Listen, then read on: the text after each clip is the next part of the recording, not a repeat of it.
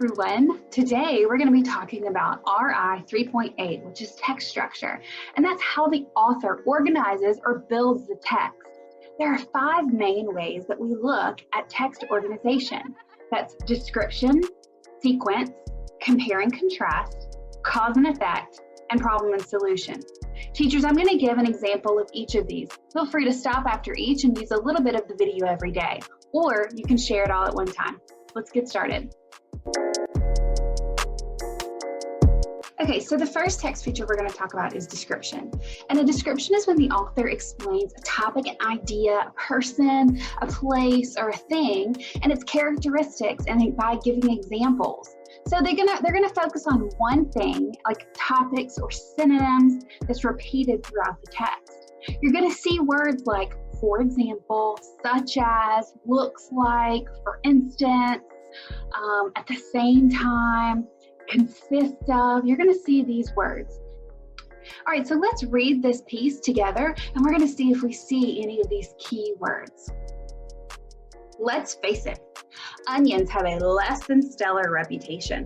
However, there are a handful of instances where onions have made it into the spotlight. If you've seen any of the Shrek movies, you can probably picture the onion-shaped carriage that Shrek and Fiona use for travel. You might also remember Shrek telling Donkey that ogres are like onions. They have many layers. Holes, a Newbery Award-winning book by Louis Satcher, which later becomes a hit movie, also features onions. So I see a trend here. This whole thing is about onions.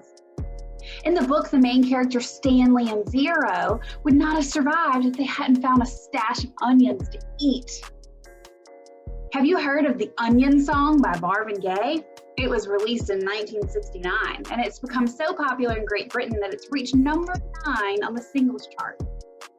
If books and songs and movies continue to feature onions in a positive light, perhaps someday onions will have a good reputation they deserve.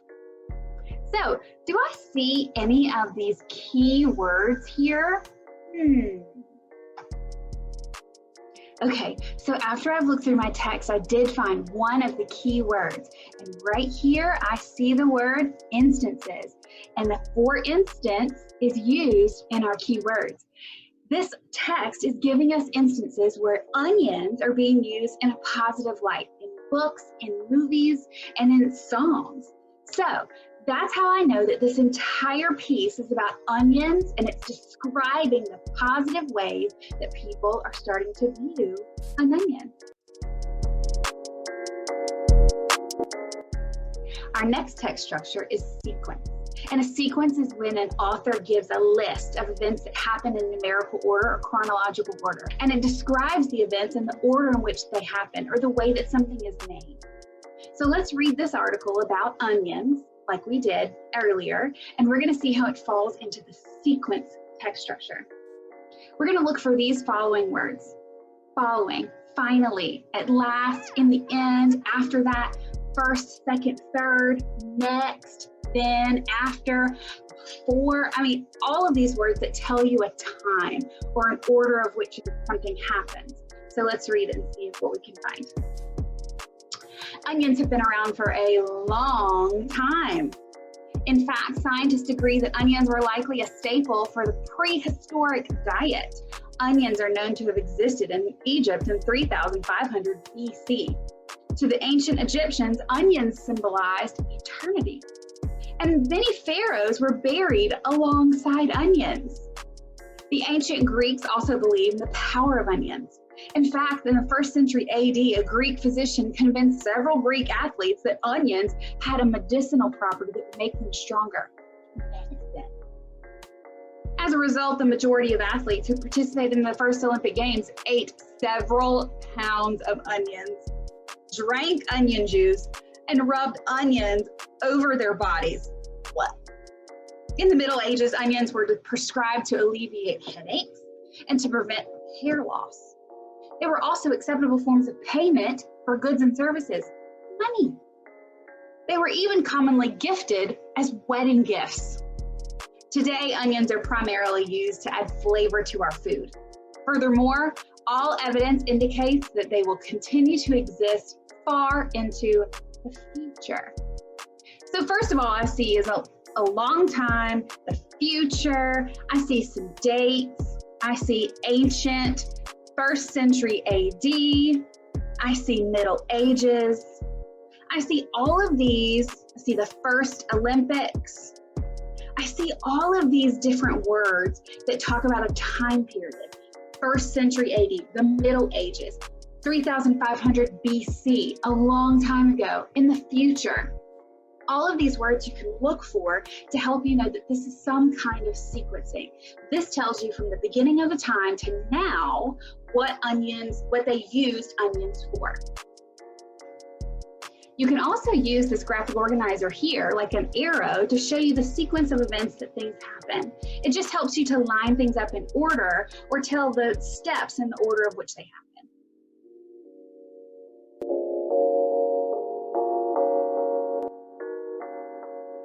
Next, we're going to go to compare and contrast. And comparing and contrasting is one of the easiest ones to recognize because all you're doing is comparing two objects and telling whether they're alike or different.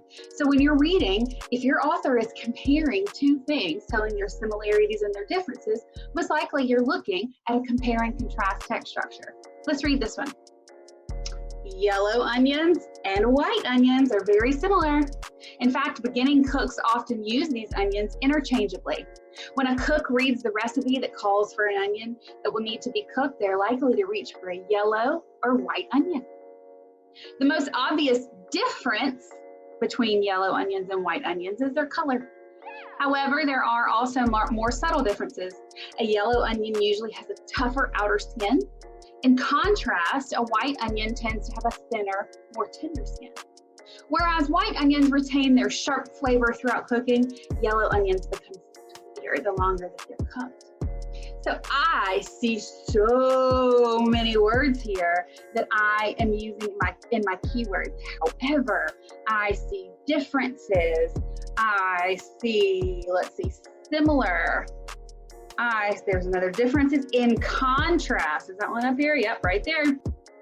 All right, so I have highlighted here the words that I'm seeing in my clue box and the words that are in the text. So I know for sure that this is using compare and contrast text structure. I can use this graphic organizer to tell the differences and the similarities between yellow and white onions. On this side, I would tell all the facts I know about the yellow onions. This side, I would tell the facts that I know about the white onions. And in the center, I would tell all of the things that are the same, the things that they are similar and have in common. All right, so we're going to go ahead and go on to the next text structure. So feel free to stop here or you can continue on to the next. Our second to last text structure is cause and effect. It's where an author lists one or more cause and the events that happen in result of that cause. So things you might see, keywords you might look for are caused by, result, impacted, the effects, therefore, because of, influenced by, as a result of. That's a big one. All right, so we're going to read through this text and we're going to see if we can find this cause and effect relationship. Do you have a dog or a cat residing in your home? If the answer is yes, be sure to keep onions out of your pet's reach. Onions contain an ingredient called thiosulfate. While this ingredient is perfectly safe for humans, it is toxic to cats and dogs. Thiosulfate weakens a cat or dog's red blood cells. If your pet consumes enough onions, their red blood cells can even burst. As you can see, the accidental ingestion. And as you can see, the accidental ingestion of onions by your dog or cat can result in worrisome consequences. All right, so here, I see some words that are listed in our keywords up top. I see the result. I see consequences. I don't think that one's up there, but that one's a good like cause and effect. What are my consequences? One thing I did see here is if your pet consumes enough onions, the red blood cells can even burst. This is a cause and effect relationship right here. The red blood cells can burst because the pet has consumed too many onions. So when you're talking about the cause and effect relationship, you're trying to think, okay, if this happens, then what is the result of that? So when you're looking for these cause and effect relationships, you need to be looking for the cause, why something happened, and the effect, what happened because of that. All right, we're going to continue on to our very last text structure. The last text structure we're going to go through is problem and solution. And the problem and solution is where the author states a problem and then lists one or more solutions to that problem. And they may include both pros and cons for the solution. So some of the things you might be looking for, one challenge, one possible solution, the problem is, the dilemma is, the puzzle is. This is solved, this is answered. We're looking to answer this question. So these are the keywords that you're looking for in your text to help you answer the problem and solution.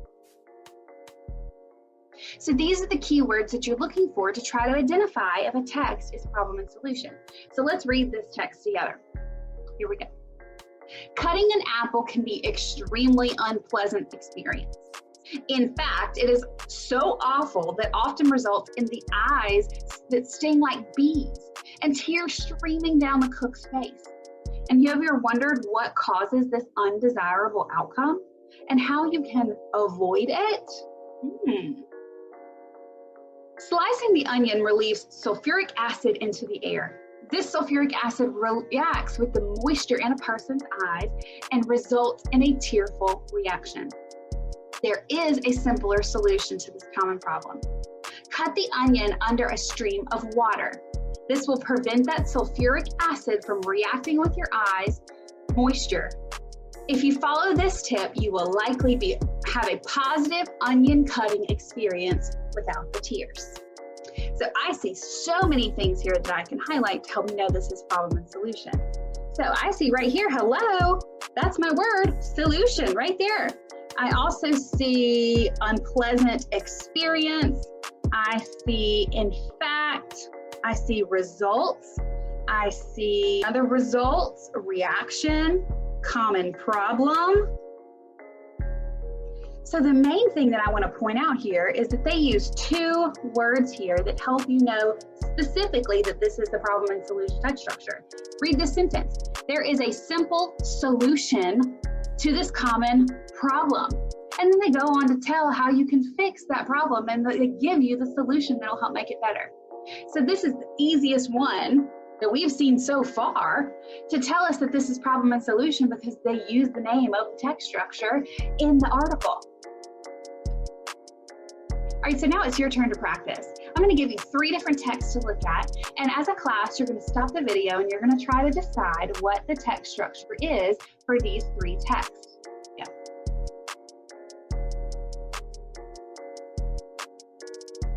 All right, teachers, so you can stop the video here. You can read over these texts and try to figure out what text structure is presented here. The next slide will give you the answer.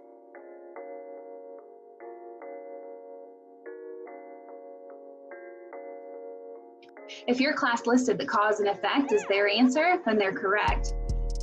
In the article, it states that onions have unusually large cells, and as a result, the onions are perfect vegetables for science education. All right, so we're going to go on to the next text, and you're going to try to figure out what text structure that one is. Feel free to stop the video and try to decide what this text structure is.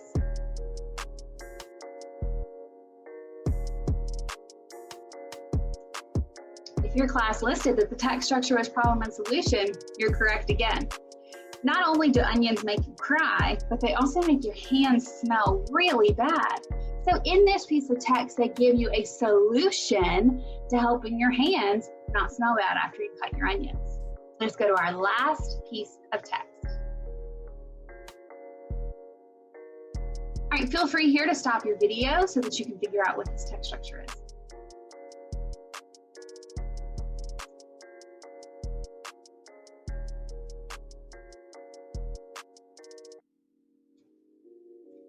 All right, if your class listed description, then you're correct. This text is another example of all of the unusual ways that onions can be used. And it gives a list and a description of each of these different ways that onions can be used. All right, thank you for participating and listening to my lesson today. I hope you've learned something not only about onions, but also about text structures. See you later.